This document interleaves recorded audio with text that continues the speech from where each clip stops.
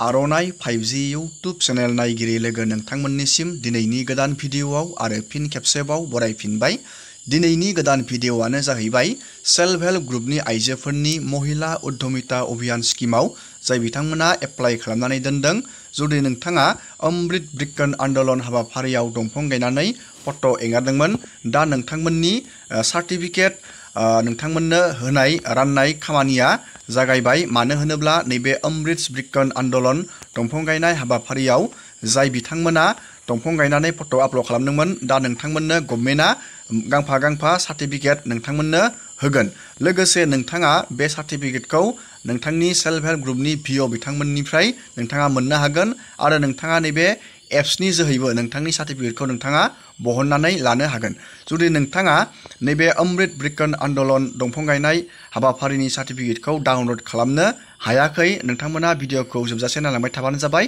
आरो नोंथांमोना नैबे अमृत ब्रिकन आन्दोलन दंफां गायनाय फट'खौ बोरै नोंथाङा मबाइल फननि मददावनो गावबा गावनि मबाइलावनो डाउनल'ड खालामनानै लानो हागोन बेनि प्रसेसखौ देखायगोन। आङो बेनि भिडिअखौ लाफांबायमोन, थेवबो गोबां मानसिफोरानो कमेन्ट बानायदों बे सार्टिफिकेटखौ मोनाखै होननानै। मोनैनि जाहोनखौबो आं नोंथांमोननो खोन्थाना हरनि। मोनैनि जाहोनानो जाहैबाय नोंथांनि दंफां गायनायनि बे टार्म्सआ 10 डेज जानांगोन, अब्ला नोंथांमोना बे सार्टिफिकेटखौ मोननो हागोन अट'मेटिक। जुदि नोंथाङा पर्टेलाव जुदि नोंथाङा दंफांखौ आपल'ड खालामदोंमोन, अब्ला नोंथांमोना नैबे अमृत ब्रिकन आन्दोलन पर्टेलाव थांनानै नोंथांमोना बे सार्टिफिकेटखौ इजियावनो डाउनल'ड खालामनानै लानो हागोन। एप्सआव बे सार्टिफिकेटखौ एभेलेबल खालामना होथ'वाखै, नोंथाङा नैबे पर्टेलनि जोहै थांबानो जाबाय। पर्टेलनि जोहै थांबा नोंथाङा इजियावनो सार्टिफिकेटखौ डाउनल'ड खालामनानै लानो हागोन। दानिया जोङो नायदिनि बे दंफां गायनाय सार्टिफिकेटखौ नोंथाङा अमृत ब्रिकन आन्दोलन पर्टेलाव थांनानै माबायदि डाउनल'ड खालामनानै लानो हायो, जों बेनि आपडेटखौ नायदिनि। गिबियावनो नोंथाङा बेखौ डाउनल'ड खालामनो थाखाय गुगोलाव अमृत ब्रिकन आन्दोलन नोंथाङा बेखौ सार्च खालामनांगोन। नैबे अमृत ब्रिकन आन्दोलन, आङो बेनि लिंकखौ भिडिअनि डिसक्रिपसनाव होनानै होखादों। नोंथाङा लिंकआव थुबाथाय डाइरेक्ट पेजाव थांनो हागोन। दानिया आं नैबे अमृत ब्रिकन आन्दोलन आङो बेयाव क्लिक खालामना होबाय। नोंथाङाबो बेबायदि क्लिक खालामबानो जाबाय, जोबोद इजि प्रसेस। दानिया बेयाव बेबायदि मोनसे पेज खेवगोन। दानिया नोंथाङा नैबेयाव मोनसे 3 डट नुदों, नैबे 3 डटआव क्लिक खालामबानो जाबाय। बेयाव क्लिक खालामनानै नोंथाङा नैबेयाव नुनो मोनदों मोनसे अपसन लगइन। नैबेयाव लगइन नुनो मोनदों, बे लगइनाव क्लिक खालामनांगोन। बेबायदि आङो बेयाव क्लिक खालामबाय। दानिया नोंथाङा बे दंफां गायनाय समाव रेजिस्टार खालामनाय जि मबाइल नाम्बारखौ नोंथाङा होदोंमोन, नैबेयाव इन्टार खालामनांगोन मबाइल नाम्बारखौ। आरो नोंथाङा नैबे click here to get one time password OTP नोंथाङा बेयाव क्लिक खालामना होबानो जाबाय। बेयाव मोनसे OTP फैगोन, नोंथाङा नैबे OTPआव नैबेयाव बहायनांगोन। नोंथाङा आं खोन्थाहरनि नोंथांमोननो। नैबे बक्सआव OTPखौ बहायबानो जाबाय आरो नैबेयाव लगइनाव क्लिक खालामना होबानो जाबाय। नैबेयाव नोंथांनि मबाइल नाम्बारखौ बहायबानो जाबाय। दानिया आङो बेयाव गासैबो प्रसेसखौ बेयाव बहायनानै आङो नेक्स्ट स्टेपाव थांनानै सार्टिफिकेटखौ बोरै डाउनल'ड खालामनो, दंफां गायनाय सार्टिफिकेटखौ जोङो बेखौ नायदिनि। दानिया आङो बेयाव OTPखौ बहायबाय। दानिया नैबे लगइनाव क्लिक खालामनानै होनोसै। लगइनाव क्लिक खालामना होनाय लोगो लोगोनो नोंथाङा नैबे नोंथाङा पेजाव फैनानै बेयाव नायनो हागोन। नोंथांनि नैबेयाव गासैबो डाटाया थागोन। नैबेयाव नोंथांनि गासैबो बेयाव डाटा थागोन। नोंथाङा सेल्फ हेल्प ग्रुपनि मेम्बारनि गासैबो नोंथाङा जिखिनि रेजिस्टार खालामनाय समाव जिखिनि डाटा बहायदोंमोन, बेयाव बेनि गासैबो डाटाया थागोन। नोंथांनि नैबेयाव रेजिस्ट्रेसन नाम्बार, नैबेयाव केटेगरि, नैबेयाव सेल्फ हेल्प ग्रुपनि नाम्बार, आङो बेखौ ब्लार खालामना दोनदों। दानिया नोंथाङा बेयाव बे पेजखौ बोखोनानै नैबेयाव मोनसे अपसन नुनो मोनदों। नोंथाङा